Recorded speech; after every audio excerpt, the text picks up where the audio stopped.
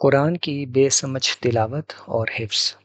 صحابہ کرام کے ہاں بے سمجھے قرآن پڑھنے اور یاد کرنے کا کوئی تصور نہیں تھا۔ عربی ان کی اپنی زبان تھی، اس لیے بے سمجھ تلاوت ان کے لیے ممکن نہیں تھی۔ اجمی اقوام جب دائرہ اسلام میں داخل ہوئیں تو پہلی بار ان کے ہاں قرآن کی بے سمجھ تلاوت اور حفظ کا آغاز ہوا۔ متن قرآن کی پڑھائی سیکھنا ان کا پہلا کام تھا۔ اس کے بعد انہیں اس کے فہم کی طرف متوجہ ہونا تھا۔ کسی دوسری زبان کی کتاب پڑھنے میں یہی ترتیب اختیار کی جاتی ہے، مگر سستی یا بے توجہی کی وجہ سے ان کی اکثریت نے ناظرۂ قرآن پر اکتفا کر لیا۔ اس کوتاہی کا عام چلن ہو گیا تو اس کے لیے جواز پیدا کر لیے گئے۔ بے سمجھ حفظ و تلاوت کو اس حفظ و تلاوت کا مترادف باور قرار دیا گیا جس کی ترغیب احادیث میں وارد ہوئی تھی۔ امام ابو بکر الطرطوشی نے بجا طور پر اس طرز کے حفظ کو بدعت قرار دیا ہے۔ وہ فرماتے ہیں، قرآن مجید کے متعلق لوگوں کی ایک بدعت قرآن کے فہم و تفقع کو چھوڑ کر محض اس کے الفاظ کو حفظ کرنے پر اکتفا کر لینا ہے۔ حوالہ الحوادث والبدع، صفحہ نمبر 101۔ قرآن مجید اور احادیث مبارکہ میں قرآن مجید کو بے سمجھے پڑھنے سے منع کیا گیا ہے اور اسے سمجھنے اور غور و فکر کرنے کی تلقین کی گئی ہے۔ ارشاد ہوا ہے، کتاب انزلناہ الیک مبارک لیدبروا آیاتہ ولیتذکر اولو الالباب، سورہ صاد آیت نمبر 29۔ ترجمہ، یہ ایک بابرکت کتاب ہے جو ہم نے اے پیغمبر تمہاری طرف نازل کی ہے، اس لیے کہ لوگ اس کی آیتوں پر غور کریں اور اس لیے کہ عقل والے اس سے یاد دہانی حاصل کریں۔ ایک دوسری آیت میں ارشاد ہوتا ہے، افلا یتدبرون القرآن ام علی قلوب اقفالها، سورہ محمد آیت نمبر 24۔ ترجمہ، سو کیا یہ قرآن پر غور نہیں کرتے یا دلوں پر ان کے تالے چڑھے ہوئے ہیں؟ رسول اللہ صلی اللہ علیہ وسلم سے مروی ایک صحیح حدیث میں وارد ہوا ہے کہ جس نے 3 دن سے کم مدت میں قرآن ختم کر ڈالا اس نے قرآن سمجھا ہی نہیں۔ روایت یہ ہے، لم یفقہ من قرأ القرآن فی اقل من 3، اس نے قرآن سمجھا ہی نہیں جس نے 3 دن سے کم مدت میں قرآن ختم کر ڈالا۔ حوالہ ترمذی، حدیث نمبر 2949۔ اس روایت کی بنا پر قرآن مجید کو 3 دن سے کم میں ختم کرنے کی طرح تو ڈالی گئی، مگر روایت کا اصل مقصود یعنی بے سمجھ تلاوت کی حوصلہ شکنی اسے باور ہی نہیں کیا گیا اور بے سمجھ تلاوت اور حفظ کو باعث اجر سمجھ لیا گیا۔ تلاوت قرآن میں اس بات کا خیال رکھا جاتا ہے کہ کسی آیت کو ادھورا نہ پڑھا جائے۔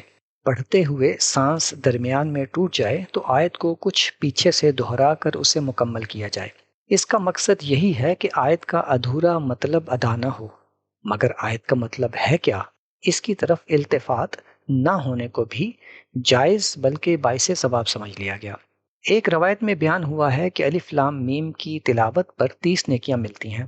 اس روایت سے بے سمجھ تلاوت و حفظ کے جواز پر استدلال کیا جاتا ہے۔ استدلال یہ ہے کہ الف لام میم کا معنی معلوم نہیں، پھر بھی ان کی تلاوت پر ثواب ملتا ہے، اس لیے بے سمجھ تلاوت بھی باعث اجر ہے۔ اس مفہوم کی تمام روایات میں سے کوئی بھی سندن صحیح یا حسن کے درجے کی نہیں ہے۔ ان کی صحت سے قطع نظر الف لام میم کا ذکر ثواب کا حجم بتانے کے لیے بطور مثال آیا ہے، نہ کہ بے سمجھ تلاوت کی ترغیب دینے کے لیے۔ یہ بات کسی طرح معقول نہیں کہ کسی بامعنی کتاب کو بے سمجھے پڑھنے کی ترغیب دی جائے، خصوصاً قرآن مجید جیسی کتاب ہدایت کے لیے یہ تصور بالکل بے جا ہے۔ پھر یہ ترغیب ان لوگوں کو دی ہی نہیں جا سکتی جن کے لیے قرآن مجید کو بے سمجھے پڑھنا ممکن ہی نہیں تھا، کیونکہ وہ ان کی اپنی زبان میں تھا۔ محول بلا مفہوم کی ان روایات میں سے بعض متون میں وہ پوری بات بھی بیان ہوئی ہے جو دین اور عقل دونوں کے مطابق ہے، اور وہ یہ ہے کہ یہ اجر محض بے سوچے سمجھے تلاوت کرنے پر نہیں بلکہ قرآن مجید پر غور و فکر کرنے، اسے سمجھنے، سیکھنے، اس پر عمل کرنے اور دوسرے لوگوں کو سکھانے کے مجموعی کام پر بتایا گیا ہے۔ اس روایت کے الفاظ یہ ہیں، تعلم القرآن واتلوه تؤجروا بكل حرف 10 حسنات اما انی لا اقول الف لام میم ولكن الف ولام ومیم۔ حوالہ التفسیر من سنن سعید بن منصور، جلد 1 صفحہ 35۔ ترجمہ، رسول اللہ صلی اللہ علیہ وسلم نے فرمایا، قرآن مجید کو سیکھو، سمجھو اور اسے پڑھو، تمہیں ہر حرف کے بدلے 10 نیکیاں ملیں گی۔ یاد رہے، میں یہ نہیں کہتا کہ الف لام میم ایک حرف ہے، بلکہ الف، لام اور میم الگ الگ حرف ہیں، یعنی 3 حروف ہیں۔ بعض روایات میں حامل قرآن اور صاحب قرآن کے القابات آئے ہیں۔ ان کا مصداق غلط طور پر اس حافظ قرآن کو قرار دے دیا گیا جسے قرآن مجید کے معنی اور مفہوم سے کوئی سروکار نہیں۔ اس مفہوم کی روایات بھی ضعیف ہیں، تاہم ان میں بھی یہ القابات اس شخص کے لیے آئے ہیں جو قرآن مجید سے اشتغال رکھتا، اس پر عمل کرتا، اس کے حلال کو حلال اور حرام کو حرام سمجھتا ہے۔ یہ شخص ظاہر ہے کہ قرآن مجید کو سمجھنے والا ہی ہو سکتا ہے۔ اس روایت کے الفاظ یہ ہیں: من قرأ القرآن واستصحرہ فأحل حلالہ وحرم حرامہ ادخلہ اللہ بہ الجنہ۔ رسول اللہ صلی اللہ علیہ وسلم نے فرمایا، جس نے قرآن پڑھا اور اسے پوری طرح حفظ کر لیا، جس چیز کو قرآن نے حلال ٹھہرایا اسے حلال جانا، اور جس چیز کو قرآن نے حرام ٹھہرایا اسے حرام سمجھا، تو اللہ اسے اس قرآن کے ذریعے سے جنت میں داخل فرمائے گا۔ حوالہ ترمذی، حدیث نمبر 2905۔